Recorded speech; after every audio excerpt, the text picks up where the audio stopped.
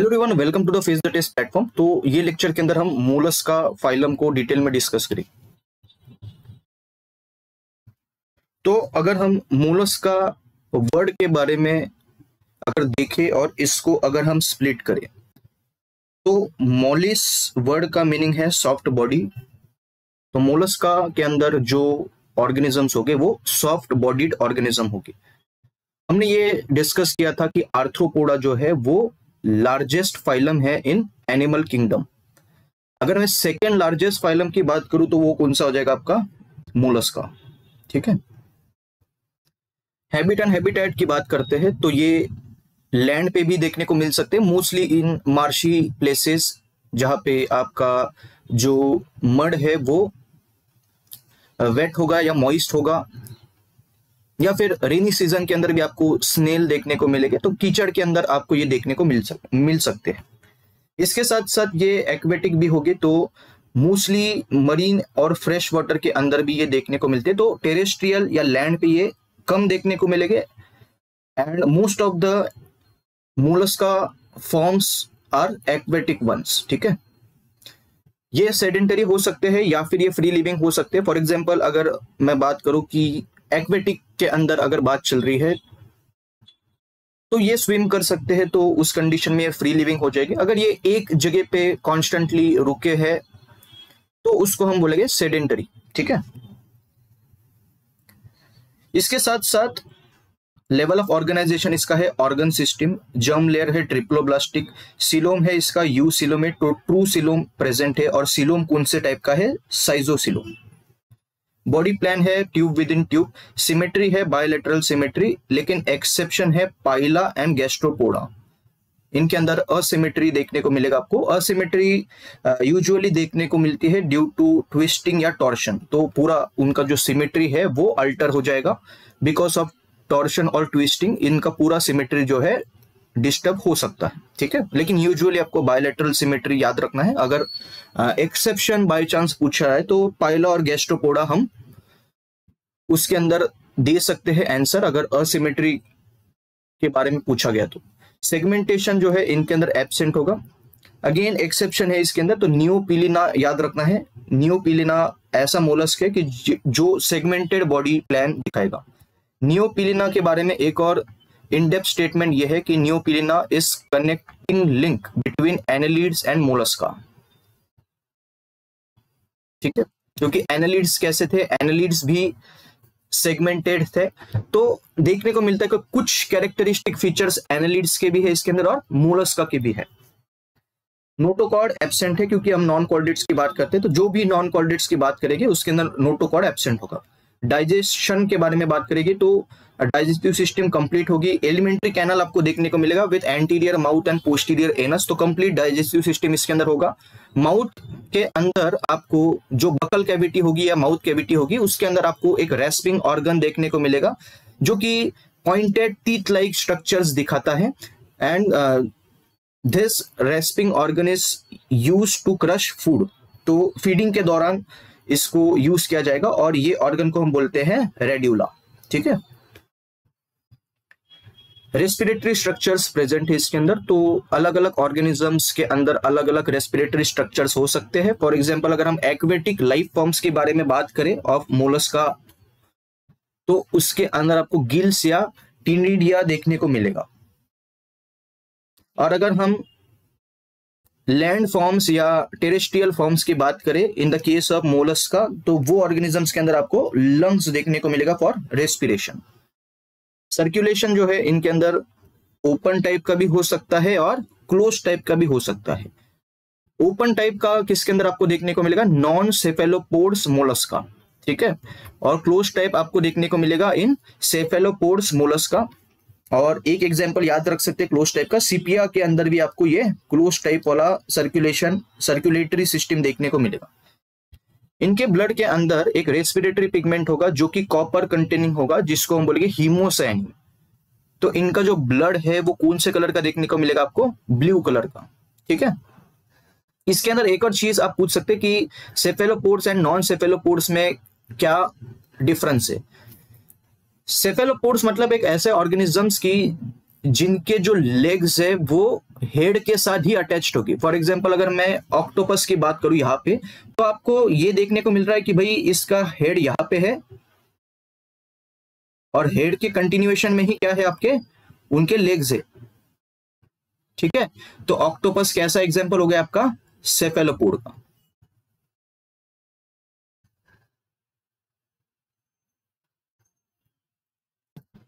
वैसे ही सीपिया भी आप देख सकते हो कि इसका हेड यहाँ पे है और हेड के साथ ही इसके लेग्स आपके अटैच्ड या कंटिन्यूअसली देखने को मिल रहे हैं इसके साथ। ठीक है, फिर इसके अलावा जो होगा वो आपका नॉन सेफेलोपोड्स होगा। क्लियर है? तो जैसे कि इसके अंदर अगर हम बात करें स्नेल के अंदर, तो हेड अलग है और लेग अलग है इसके, तो ये होगा आपका सेफेलोपोड्स एंड नॉन सेफेलोपोड। एक्सक्रीशन की बात करें तो एक्सक्रीटरी स्ट्रक्चर्स भी प्रेजेंट होंगे इसके पास। और एक्वेटिक फॉर्म्स के बारे में बात करें तो गिल्स या टीनिडिया से ही आपका एक्सक्रीशन भी होगा। तो गिल्स या टीनिडिया जो है रेस्पिरेशन में भी काम में आएगा और एक्सक्रीशन के लिए भी वो काम करेगा in the case of aquatic forms of Mollusca. इसके साथ साथ ऑर्गन ऑफ बोजेनस भी देखने को मिलेगा। तो जो किडनी है मोलस्का की, तो उसको ऑर्गन ऑफ बोजेनस का नाम दिया गया है। केबर्स ऑर्गन भी यूजफुल है फॉर एक्सक्रीशन। इसका दूसरा नाम है पेरिकार्डियल ग्लैंड। ये जो नाम है ये आपको बहुत ज्यादा डेप्थ में, तो मतलब ये मैंने इसके अंदर आपको ये मेंशन कर दी है, ये एज इट इज याद रखने हैं, इसके अंदर आपको डेप्थ में नहीं जाना है। ठीक है, क्योंकि इसके बारे में आपको ये लेवल पे तो एटलीस्ट क्वेश्चंस नहीं पूछे जाएंगे। नर्वस सिस्टम की अगर हम बात करें तो सिंपल गैंग्लियोनेटेड नर्वस सिस्टम होगा along with presence of nerves. और जो गैंग्लियन से है वो टोटल कितने हो गए, there will be 3 pairs of ganglia interconnected by commissures and connectives. ठीक है, ये भी एज इट इज याद रखना है, अगेन इतना डेप्थ में आपको नहीं पढ़ना है। ठीक है, रिप्रोडक्शन की अगर हम बात करें तो रिप्रोडक्शन के अंदर आपको ये याद रखना है कि ये मोस्टली कैसे हो गए, डायोशियस।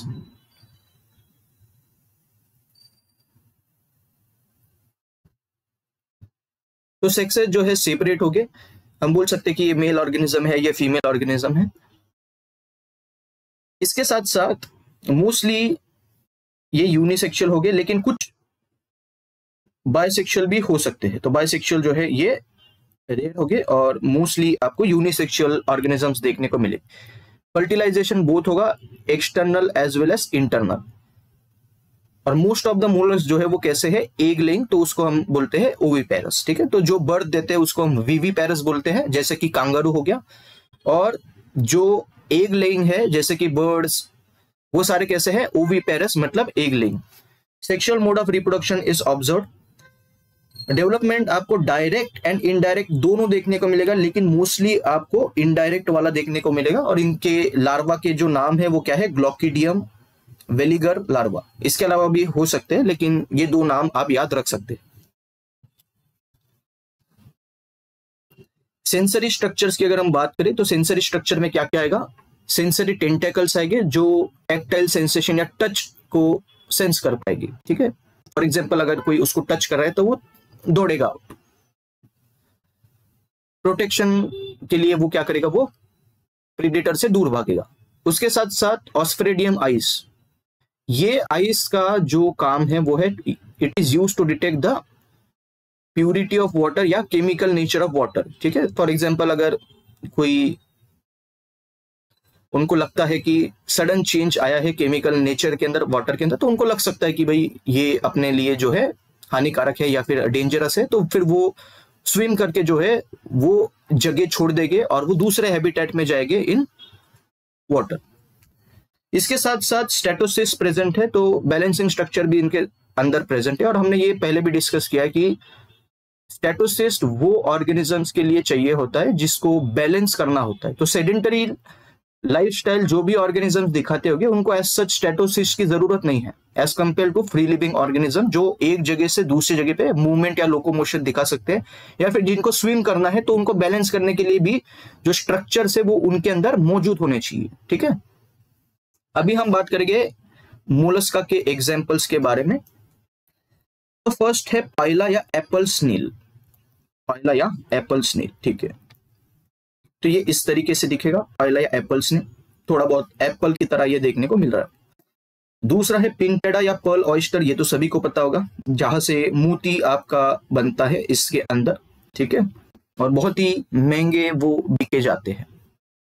तो मोती जो है आपका या पर्ल जो है वो ये पर्ल ऑयस्टर के अंदर देखने को मिलता है। इसके साथ साथ सीपिया आपका थर्ड एग्जांपल है, जिसको कटल फिश बोल रहे हैं। तो ये आपका एग्जांपल है मोलस्का का। फोर्थ एग्जांपल है लॉलीगो या स्क्विड। स्क्विड तो सभी को पता होगा, तो लॉलीगो भी इसका अल्टरनेटिव नेम है, तो ये याद रखना है आपको। ऑक्टोपस तो सभी को पता है, डेविल फिश, ठीक है, तो ये ऑक्टोपस को हम डेविल फिश भी बोलते हैं। तो ये दोनों नाम आपको याद रखने, ठीक है, क्योंकि कोई भी क्वेश्चन में पूछा जा सकता है आपको। अप्लाइशिया को हम बोलते हैं सी हेयर, तो ये है अप्लाइशिया या सी हेयर। डेंटेलियम या एलिफेंट टस्क शेल, तो यहाँ पे अगर हम देखें तो ये एलिफेंट टस्क की तरह इसका शेल देखने को मिलेगा। तो ये मोलस्क का नाम क्या है? डेंटेलियम, जिसको एलिफेंट टस्क शेल भी बोला जाता है,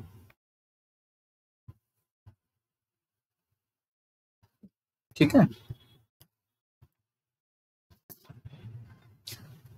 नेक्स्ट एग्जांपल है कीटोप्ल्यूरा, जिसको काइटन बोलते हैं। तो ये है उसका फोटो। फिर 10th एग्जांपल है बायोवॉल्व। तो बायोवॉल्व ऐसा देखने को मिलेगा आपको, ठीक है, ये भी आपने देखा होगा बहुत बार।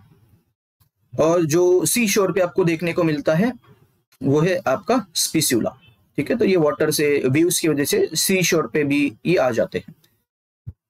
तो ये भी आपने बीच के ऊपर देखा होगा बहुत सारे स्पिस्यूला। अभी हम थोड़ा सा बॉडी के बारे में भी इसका बात कर लेते हैं। तो जो मोलस्क का जो बॉडी है, it is divided into head, visceral hump या विसरल मास और मस्कुलर फीट।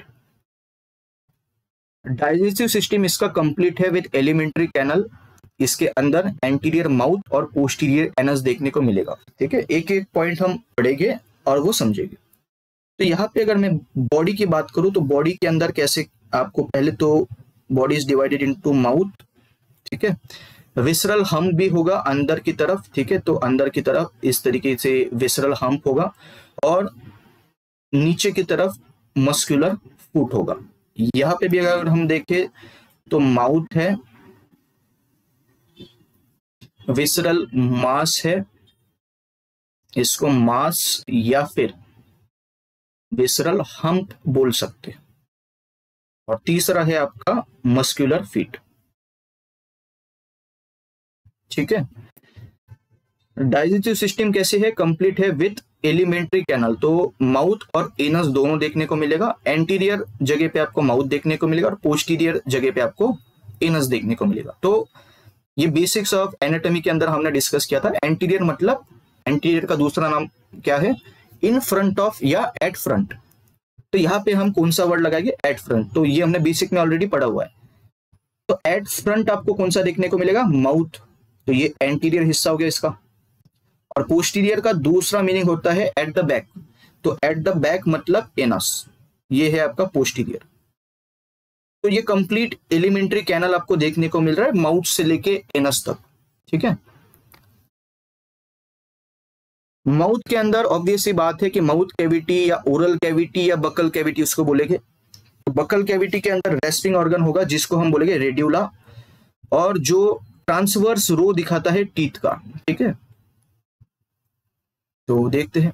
तो इसमें रेड्यूला जो है, ट्रांसवर्स टीथ इतना डिटेल में तो नहीं दिखा यहाँ पे, लेकिन आपको पता होना चाहिए कि माउथ के अंदर रेड्यूला प्रेजेंट होगा, जो कि रेस्पिंग ऑर्गन है, जो ट्रांसवर्स रो दिखाता है टीथ का। तो ये जब भी आपका फूड खाएगा तो वो क्या करेगा? वो टीथ से वो च्यू कर सकता है, और फीडिंग के लिए आपका ये जो रेड्यूला है ये हेल्प करेगा, ठीक है। और फिर ये माउथ जो है it will be continuous with the alimentary canal which will consist of oesophagus, stomach, intestine, ठीक है।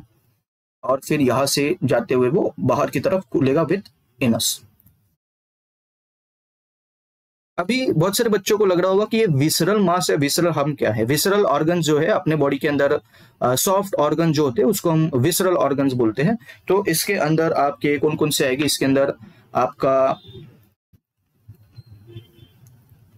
गोनेड्स है, फिर हार्ट है, ठीक है, लिवर, किडनी, ये सारे विसरल ऑर्गन्स होते हैं आपके। तो जहां जहां आपके विसरल ऑर्गन्स होंगे वो एक जगह पे आपको एक्यूमुलेटेड या मास बनाए हुए देखने को मिल रहे हैं, उसी को हम क्या बोल रहे हैं, विसरल हम्प, ठीक है। विसरल हम्प या विसरल मास जो है it will be surrounded by mental. Mental क्या है, थिक मस्कुलर फोल्ड है ऑफ बॉडी, और यही मेंटल जो है हार्ड कैल्केरियस शेल जो है वो सिक्रीट करता है। शेल जो है या तो वो बॉडी के बाहर होगा या बॉडी के अंदर भी हो सकता है, या तो शेल एब्सेंट होगा।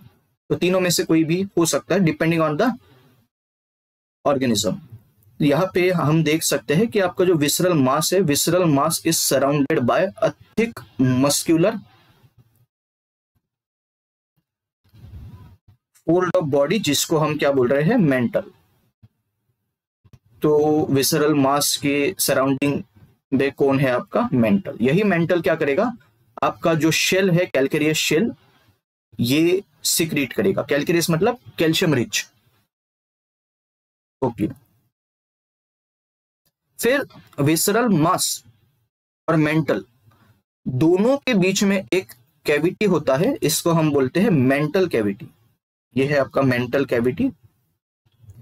ये मेंटल कैविटी के अंदर आपको न्यूमरस फेदर लाइक गिल्स देखने को मिलेंगे। ये गिल्स का दूसरा नाम है टिनिडिया।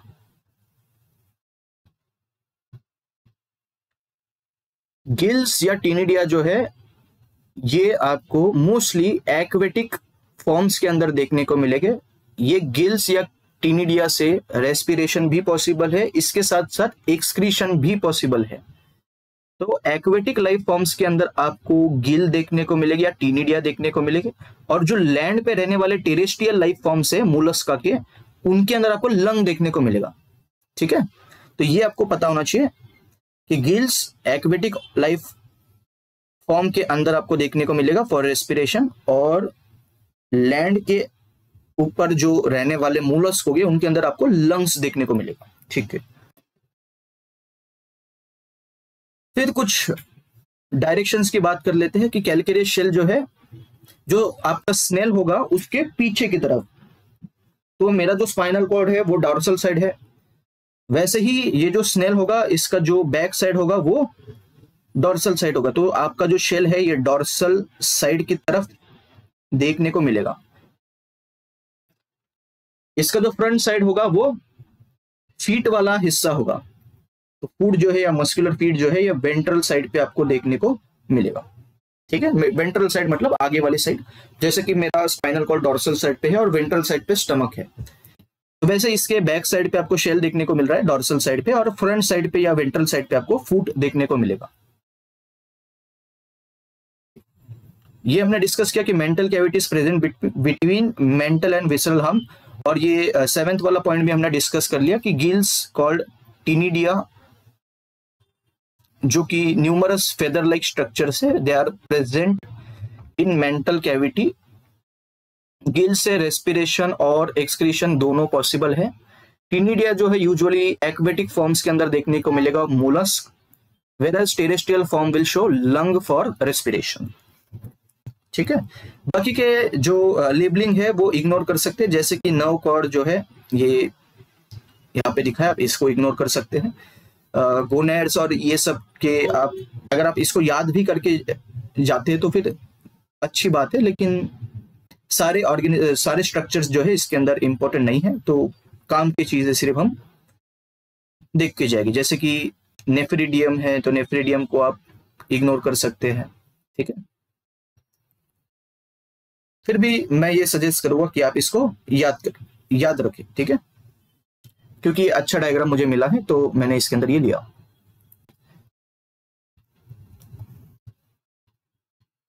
और ये सिंपल डायग्राम है स्नेल का।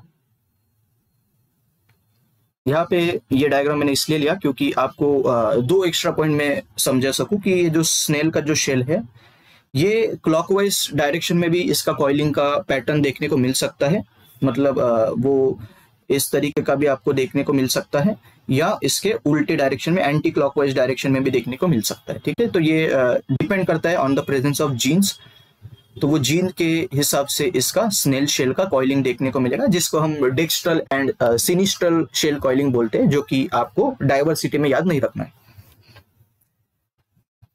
ठीक है, और मेंटल जो है, mantle will secrete this calcareous shell. यहाँ पे कुछ रेस्पिरेटरी ओपनिंग दिखा रखी है, तो मेंटल कैविटी के अंदर आपको न्यूमरस फेदर लाइक गिल्स देखने को मिलेंगे, तो ये रेस्पिरेटरी ओपनिंग है। इसके साथ साथ आपको अगर ये माउथ है एंटीरियर हिस्से पे, तो पोस्टीरियर हिस्से पे आपका होगा एनस। ठीक है, तो पोस्टीरियर एंड आपका एनस है।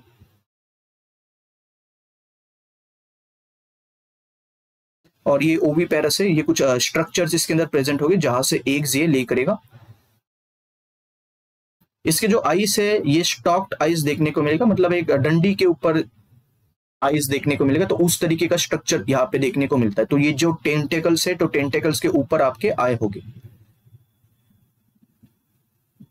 टेंटेकल्स जो है अलग अलग सेंसरी रोल दिखा सकते हैं, जैसे कि एक है ओक्यूलर टेंटिकल, तो यहाँ से विजन के लिए रिस्पॉन्सिबल होगा, क्योंकि ओक्यूलर का स्ट्रेट फॉरवर्ड मीनिंग है विजन, तो विजन से लेना देना होगा।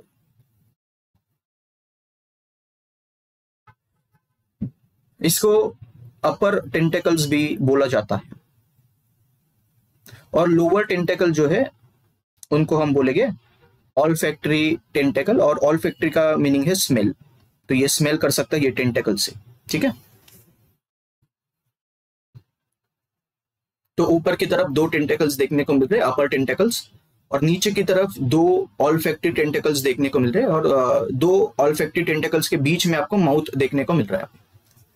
तो ये है आपका एक्सटर्नल एनाटॉमी ऑफ स्नेल। ठीक है, और क्या लिख सकते हैं आप? शेल होगा डॉर्सल साइड की तरफ, और फूट होगा वेंट्रल साइड की तरफ, और अंदर की तरफ आपका होगा विसरल मास या विसरल हम्प।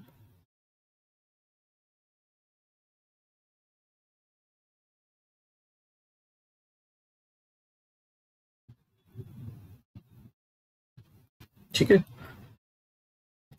तो ये था आपका मोलस्क का। तो जितना इंपॉर्टेंट है, एग्जाम ओरिएंटेड है, वो हमने इसके अंदर डिस्कस किया। अगेन इसके अंदर कुछ ज्यादा कंसेप्ट्स इन्वॉल्व नहीं होते डाइवर्सिटी के अंदर, तो ऐसे ही आपको ये प्रिपेयर करना है। 1 बाय 1 फाइलम मैं इसलिए ले रहा हूँ क्योंकि ये आपको बोरिंग ना लगे, और इसका स्ट्रेटेजी ऐसा होना चाहिए कि एक ही फाइलम एक दिन में आप अगर करते हैं तो वो इंटरेस्टिंग मैनर में आप पढ़ सकते हैं, वरना फिर ये चीजें बोरिंग हो जाती है। फिर भी वो आपके ऊपर डिपेंड करेगा कि किस तरीके से पढ़ना है।